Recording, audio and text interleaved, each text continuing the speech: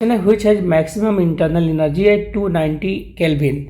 तो चूंकि यहाँ पर क्या है कि टेम्परेचर दिया गया है बस, तो U इज इक्वल टू होता क्या है 3/2 RT होता है जी। तो टेम्परेचर पे डिपेंड करता है, तो किसी भी और चीज़ पे डिपेंड नहीं करता, ओनली टेम्परेचर का फंक्शन है आइडियल गैस के लिए या रियल गैस के लिए कह सकते हैं, तो डी पे डिपेंड करेगा आपका।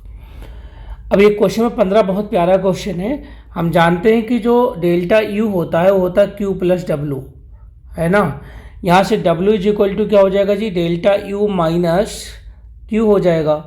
यानी कि हम कह सकते हैं कि 300 में -400 करोगे तो कितना हो जाएगा जी, ये आपका ये -100 हो जाएगा, है ना, 100 जूल हो जाएगा।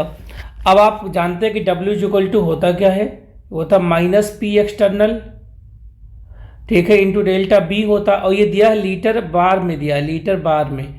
1 लीटर बार को जूल में आप चेंज कर सकते हो, तो कितना हो जाएगा ये 0.5 माइनस का, और 1 लीटर बार में होता 100 जूल, तो इंटू हो जाएगा 100 जूल, और टोटल कितना किसके बराबर होगा, W के, तो -100 हो गया आपका। इस माइनस से ये माइनस कैंसिल हो गया, तो इंटू डेल्टा B रहेगा। यहाँ पे डेल्टा B इक्वल टू कितना होगा 100/50 2।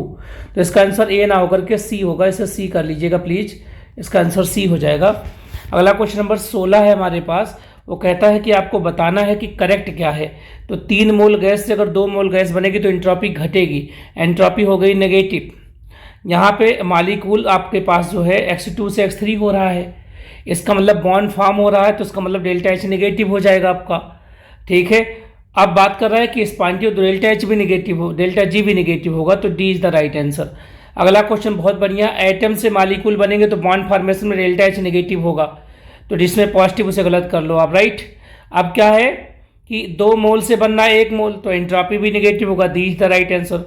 क्वेश्चन नंबर 18 को बहुत ध्यान से देखिएगा, इसमें लिक्विड वाटर से सॉलिड वाटर का वॉल्यूम ज़्यादा होता है तो वॉल्यूम पॉजिटिव होगा, तो ये भी गलत, ये भी गलत, ये भी गलत, ये सही हो गया।